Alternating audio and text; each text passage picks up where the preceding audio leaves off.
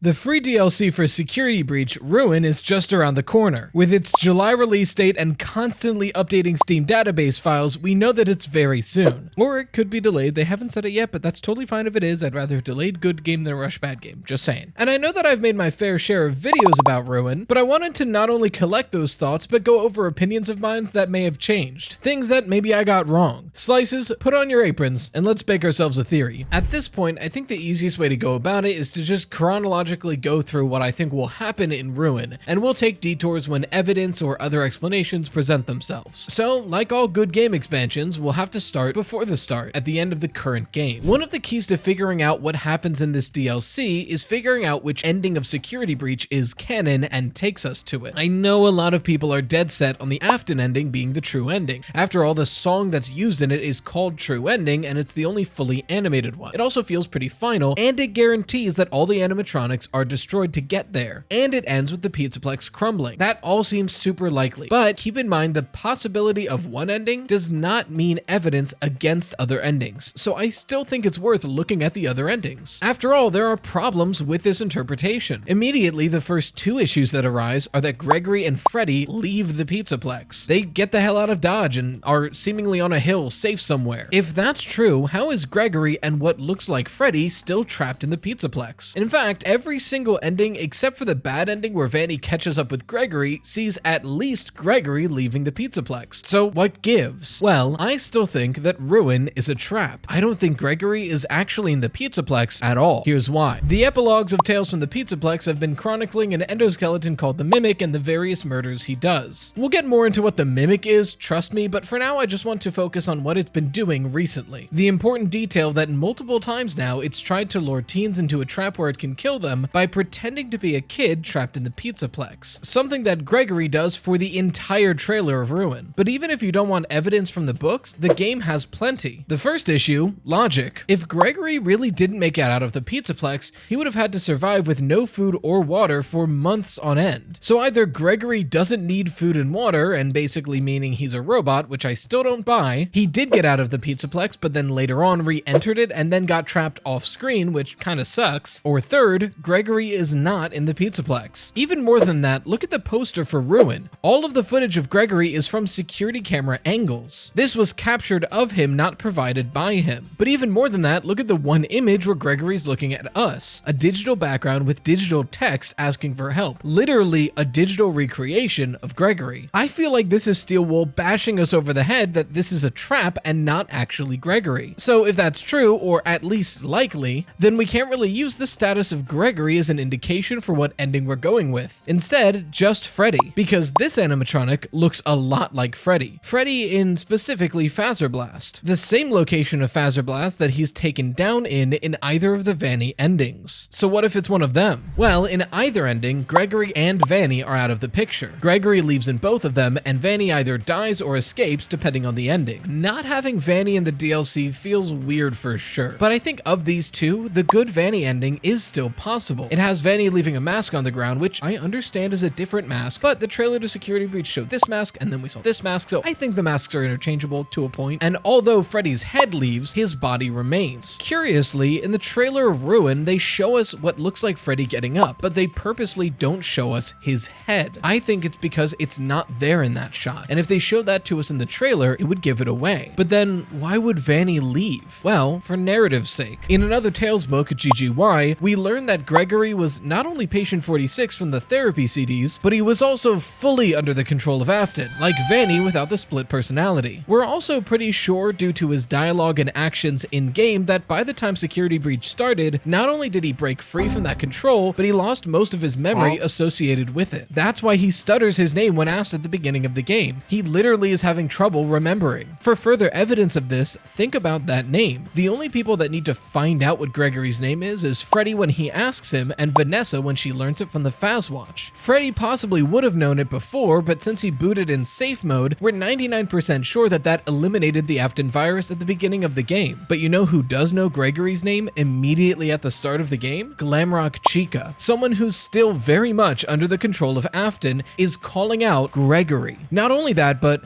Your family is looking for you. She's not talking about his parents. She's talking about his literal family when he was controlled by Afton, the animatronics, and Vanny. Alright, so if Gregory was under the control of Afton but no longer is for some reason, wouldn't it be narratively satisfying if one of the things we do in Security Breach is, as a freed victim of Afton, free another victim, Vanessa? And with that, we can start talking about the DLC, 1,000 words in. Yes, we're going deep in this, and it deserves a subscribe because it's free and it really helps out the channel. Thank you so much. So Ruin starts many months after the events of Security Breach. Gregory freed Vanessa from Afton, and the two of them, plus Freddy's head, get the hell out of there. When Glitchtrap realizes this, he goes berserk. The Glamrocks start trashing the place, flipping over golf courses, burning things down. And I say this is due to not just the Pizzaplex crumbling. Look at Monty Gator Golf. That doesn't happen from a building collapsing. That was done purposefully. But after too long, the building does begin to collapse into the sinkhole underneath, and it all goes to ruin. After the rampage, Glitchtrap realizes he needs to start again, so he begins mimicking. So let's talk about the mimic. Alright, so I can't change drastic things, but I can at least swap out a few letters. I think I've got the whole message through by exchanging the letters on the board. Hopefully somebody can spell it out. I guess I just have to wait now. But man, am I thirsty. Oh, a sponsor. Today's video is brought to you by Air Up. Alright, now look. It's hot. July is coming in hard, and we've had 3 90-degree days in a row. I'm dying out here. And when heat is this bad, you need to be hydrating. It's the only way to really make it through healthily. Water is essential to get past this heat, but I get it. Sometimes you want a little flavor. But instead of reaching for that ice-cold soda that's just gonna make you more dehydrated, why don't you reach for some Air Up? This amazing contraption turns regular drinking water into flavored water with the power of scent. I know, it's crazy, but because of that, there's no sugar, no calories, no anything. It's just smelling. All you need to do is place a flavor pod firmly on the straw.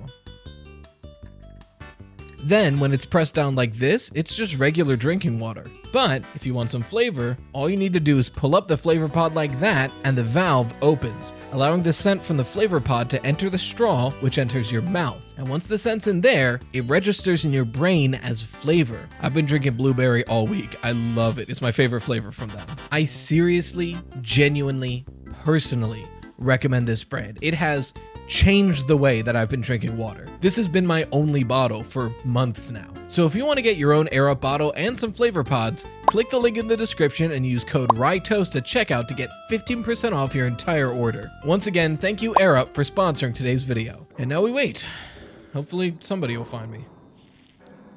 As I mentioned, the Mimic is the main antagonist of the Tales books' epilogues. It's sort of like this series' version of Eleanor. And if you know what I mean by that, you need to go touch some grass. So do I. But we get its full backstory in the story called The Mimic, fittingly. A man named Edwin built an endoskeleton and created a guiding program called Mimic 1. Its main directive was to observe its environment and copy anything it saw. He put it in the endoskeleton in the hopes that this machine would entertain his son David. And it did. They became fast friends. Unfortunately, even faster, David died in a car accident. Soon after that, Edwin saw the Mimic still copying David's old actions, and it was too much to bear. Edwin savagely beat the Mimic to a pulp, infusing it with agony and teaching it violence. Much later, whenever Fazbear would send teams to collect Edwin's unfinished projects, the Mimic would systematically kill them in a very innocent way, almost like it was trying to do chores but tainted by violence. Cut to much further in the future, and a similar endoskeleton is sent to the Pizzaplex. Now, we don't know if it's the same exact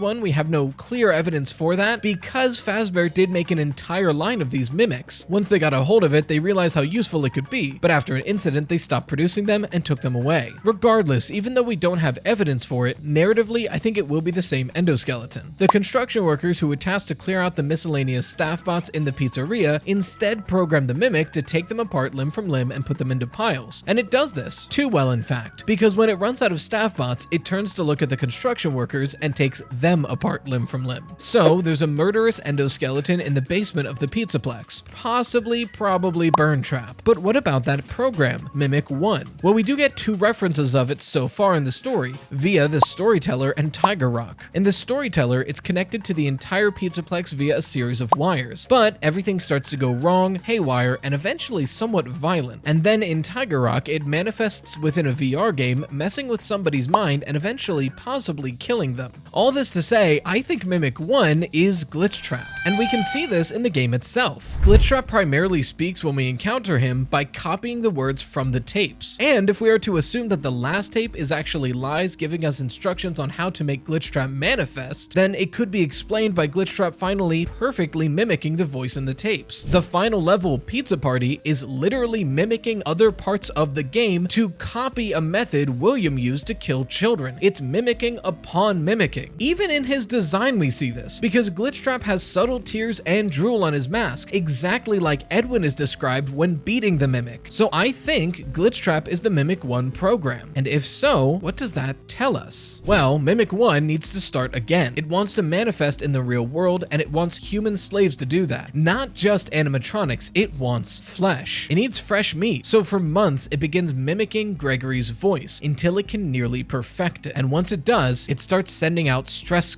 Oh, okay, bye. And once it does, it starts sending out distress calls to nearby Fazwatches to try to lure somebody inside. And eventually, it catches someone, Cassie. This girl picks up on who she thinks is a trapped boy named Gregory in the Pizzaplex asking for help. Gregory tells her that she can save him if she does these specific steps to defeat whatever is keeping him in the Pizzaplex. There is a way to defeat Glitchtrap. Just follow his instructions. Don't you see it? We've already fallen for this exact same trap before. Not even in the books, in the games. The Help Wanted trap is that the 16th tape is Glitchtrap pretending to be someone else, giving us specific instructions on how to strengthen him. And this is what he's doing again. So what is our goal going to be? Well, first of all, I don't think Glitchtrap can control all of the animatronics anymore, at least not at the same time. If we are to assume Glitchtrap is a program within the Pizzaplex, and the Pizzaplex is crumbling into ruin, he's probably on dire straits. I think personally, Glitchtrap will be hopping animatronic to animatronic, much like in how the books, the Mimic can fit into any animatronic costume, so you're never quite sure which one's dangerous at what time. Because of this, it wants to safely guide us to it, but it can't guarantee our safety. Specifically, the mimicked Gregory tells Cassie that the thing keeping him in the Pizzaplex can be destroyed if she collects two things: a white and brown rabbit mask and a Glitchtrap plushie. Why? For the past 2 games, there has been one method to get closely connected to Glitchtrap, whether that's to talk to him or seemingly defeat him, and that's wearing the Vanny mask and holding the Glitchtrap plushie. We see this in Help Wanted, we see this in Princess Quest, and in the Ruin DLC trailer, we see Cassie pick up the white and brown Vanny mask. Not only do I think that we'll be picking up these 2 items under the direction of Glitchtrap, I think I know where they are. 2 locations stick out to me in the trailer: this conveyor belt room of Chica's bakery with Chica on the conveyor belt, and the daycare where we find the mask. In Princess Quest, do you know where we get these 2 items? Well, for the Glitchtrap bunny, we get him at the end of a conveyor belt room with Chica staring at us. At the time, we had no explanation for this room. It was completely out of place, but now it isn't. Now it links to an actual location from Ruin, and that's why I think this room is where we get the Glitchtrap plushie. As far as the mask, in Help Wanted and Princess Quest, we get the Vanny mask by avoiding a roaming animatronic through a maze-like contraption. In the Ruin DLC trailer, we see the mask in the daycare, a seemingly maze-like contraption where we avoid Eclipse, a roaming animatronic. I think not only do we use the mask in the daycare, we get the mask in the daycare. So then what happens? Well, I think Gregory will tell us to bring the Vanny mask and the Glitchtrap plushie to the old pizzeria in the basement. He'll tell us that if we put on the Vanny mask and hold the plushie, we can see and destroy Glitchtrap. In reality, it's the opposite. Now, at this point in the DLC, we've been using the mask to see things that we can't see otherwise. Weird digital manifestations that are out to get us. Now in the pizzeria, we know what it is. Because once we do as Gregory says, we finally meet who's been talking to us this whole time. This manifestation of Glitchtrap, who thanks us for doing a wonderful job, presses the mask we're wearing, and suddenly our eyes go white. We can't see through the mask anymore. But eventually, we see a strange elevator, one we've never been in before, and it welcomes us back for another week, teasing the beginning of Help Wanted 2. Because I think when Cassie finally loses and is trapped by Glitchtrap, she's put in a new digital prison to become Afton's next slave. So, am I right? Hopefully we'll know soon. And hopefully Ruin doesn't come out like Thursday and ruin this entire video, but you know, we'll find out. But if you want to hear me talk more about Help Wanted 2, you can click this video right here. In the meantime, a huge shout out to the Dough Risers, the best channel members around, and until next time, as always, stay toasty, slices.